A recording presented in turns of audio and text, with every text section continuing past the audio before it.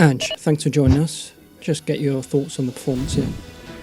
Yeah, well, the outcome's the most important thing, and that's the disappointing thing, the result. Yeah, played well enough, dominated first half, but just wasteful in front of goal, and same second half. We started really well, some great opportunities, didn't take them, and then you always allowing the opposition back into the game, and they scored, and we lost our way for about 15-20 minutes, and got a little bit tired, but again we finished strong, but without that clinical front third. 감독 인터뷰가 실망스러웠던 이유는 점유 축구를 구사하는 많은 감독들이 경기력도로, 즉 점유율에 앞서면 감독 전술의 승리, 득점에 실패하면 선수들의 결정력이 문제라는 스탠스를 취했던 경우가 많았기 때문입니다. 해당 입장을 가진 감독들과 득점에 실패하면 감독 탓으로 반성한 감독들의 결정적인 차이는 무엇일까요? 주말 마지막 훈련까지 20명이 넘는 선수들의 몸 상태를 미리 살펴봤고 자신이 직접 선발 명단을 골랐기 때문입니다. 경기력은 좋았지만 몸은 무거웠다는 말은 전술은 좋았지만 개개인의 컨디션은 나빴다로 이해될 수 있으므로 역시 무승부의 원흉을 선수단에서 찾고 있다로 해석될 수 있어 아쉬운 표현입니다. 좋은 기회가 있었지만 살리지 못했다는 말은 사실 토트넘 축구의 문제를 그대로 대변하고 있습니다. 오늘 토트넘은 공을 더 오래 가지고 있었을 뿐 찬스 메이킹에는 대부분 실패했습니다. 레스터는 의도적으로 라인을 내리고 역습을 위한 수비 축구를 펼쳤으므로 소유권을 자의적으로 토트넘에 넘겨주었습니다. 즉 상대 감독의 손바닥 안에서 펼쳐진 90분의 경기력은 좋았다, 기회가 있었다고 해석하면 곤란합니다. 진짜 기회는 볼소유 상태에서 상대 파이널 서드를 허무는 세부 전술이 발휘되는 순간이지만 토트넘 감독의 해석은 공격하고 있는 순간들 자체를 기회로 인식하고 있었습니다. 감독 전술에 의해 공격권은 가졌으니 득점은 선수들이 해라는 스탠스가 모순인 이유입니다. 애초에 공격권은 토트넘 전술 이전의 레스터의 선택이었고 기회를 만드는 것 또한 선수들이 아니라 감독 전술의 몫입니다. 특히 점유 축구에서 그렇습니다. 바르샤의 실패한 감독들 모두가 똑같이 경기력은 좋았다고 끊임없이 말하다 경질된 것은 우연이 아닙니다. 포스텍 감독이 신봉하는 축구 스타일에서 정점에 있는 맨시티의 선수들이 얼마나 편안하게 경기하는지는 홀란드의 한마디로 알 수 있습니다. We had a bit of difficulty here last season, 4-4 draw with Chelsea. Did we learn anything from that game that we brought into today? Yeah, I think we of course we learn from every game, but in the end it's how we play only and adjust small things and listen to Pep. Then normally everything will be alright. So yeah. 지난 시즌 첼시에 고전했던 맨시티였지만 고민은 선수들의 몫이 아니라 펩 과르디올라의 업무였습니다. 그리고 맞춤 전술을 구상했습니다. 선수들은 그저 펩이 시키는 대로 뛰면 승리가 자연스럽게 따라왔습니다. 그냥 펩의 말만 들으면 된다고 해맑게 말하는 홀란드의 표정은 세계 최고 감독의 아래에서 뛰고 있는 선수의 특권입니다.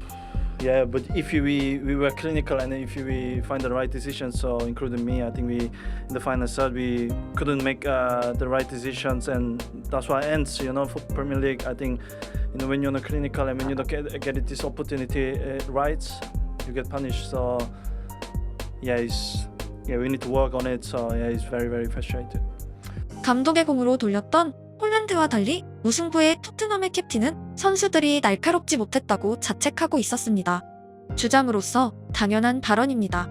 감독 전술이 부족했다고 공식 인터뷰에서 말한다면 헤드라인에 실릴 뉴스이고 토트넘 팬들 입장에서 맨시티 팬들이 부러울 수밖에 없는 이유는 단지 트로피의 차이가 아니라 선수 탓으로 돌려야만 하는 캡틴의 입장, 그리고 감독 말만 들으면 된다고 한 점 의심 없는 선수의 웃음이란 전혀 다른 색깔의 환경 때문입니다. 토트넘은 지난 시즌 한 경기가 아니라 비기거나 지는 대부분의 경기에서 흡사한 형태로 실패했습니다. 득점과 실점 모두에서입니다. It was definitely a bright start and we certainly deserved the lead going into the break. But as you say, it just seemed probably frustration on your behalf with not being able to bury them chances.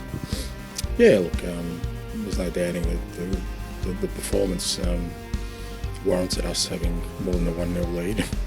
Again, if you don't take those chances, then you're allowing the opposition in the game. So it's disappointing. 토트넘 감독은 다시 한번 경기력은 좋았다는 표현으로 게임 플랜은 문제가 없었다는 입장을 강조했습니다. 하지만 오늘 경기는 점유 축구를 펼치는 팀 입장에서 나쁜 경기력이 맞습니다. 오늘 경기를 좋은 경기력으로 평가해버린다면 당연히 변화는 없을 것이란 의미이기에 제법 거대한 발언입니다. 차라리 전술에서 상대에게 밀렸다, 경기력이 좋지 못했다고 자책한다면 다음 경기에선 전술적 변화에 대한 기대감이 증폭될 수 있지만, 단지 선수들이 찬스를 놓쳐서 문제였다로 기결된다면 파이널 서드 공략은 여전히 운에 맡길 거란 의미이므로 지난 시즌의 도돌이표입니다. 티에리 앙리는 바르샤 시절 스위칭을 통해 메시랑 2대1 패스를 주고받고 상대 파이널 서드를 부수고 득점했으나 전반이 끝나고 펩에게 교체당해버린 일화가 있습니다. 펩은 스위칭을 싫어했고 감독이 시키지 않은 방식으로 파이널 서드에 진입하는 것을 극단적으로 싫어하는 감독입니다. 단 박스 안에서만큼은 선수들 개개인의 창의성과 운동 능력에 자유도를 부여하는 감독입니다. 토트넘은 박스에 다가서는 자체에 대한 세부 전술이 없습니다. 포지셔닝과 라인의 위치 등이 큰 그림이고 누구나 할 수 있다면 전진하는 방식의 다양한 약속들은 좋은 감독의 결정타입니다. 펩은 고집스러울 정도로 그 방식을 세세하게 선수들에게 시키는 감독이고, 토트넘은 선수 개개인이 해결해야 하는 숙제를 안고 있습니다. 즉, 그때의 앙리가 지금 토트넘에 있었다면 교체당하는 것이 아니라 오히려 영웅이 되었을 배경입니다. 결국 토트넘의 경기력이 좋은 날은 찬스 메이킹에서 선수들의 창의력이 특히 좋은 날, 혹은 특정 선수가 미친 활약을 펼친 날들입니다. 감독이 찬스를 제공하는 클럽과 선수 개개인이 찬스를 만들어야만 하는 클럽의 차이는 현대 축구에서 하늘과 땅 차이입니다. But in terms of how we responded to that equaliser, obviously the crowd got up for the game straight after that goal, but good mentality from the players after that. Yeah, it was okay. Like I said, we finished strong, but again, lacked some cutting edge in the front third, and for us, it's really important, obviously, that we kind of try and address that as quickly as possible because, it's one thing being dominant in sort of performance, but you've got to reflect that in the end result. 빠른 분석이 필요하다는 것이 결국 최대 포인트입니다. 하지만 오늘 경기는 어느 날 갑자기 떨어진 날벼락이 아니라 지난 시즌 내내 보였던 그 방식입니다. 프리시즌 동안 분석할 충분한 시간이 있었지만 같은 경기를 펼치고 에버튼 전까지 3일 동안 더 분석을 한다고 무엇이 달라질지 의문입니다. 많은 분들이 잊고 있지만 포스테코글루 감독은 셀틱에서 뜬금없이 3백으로 선발 명단을 짰던 기억이 있습니다.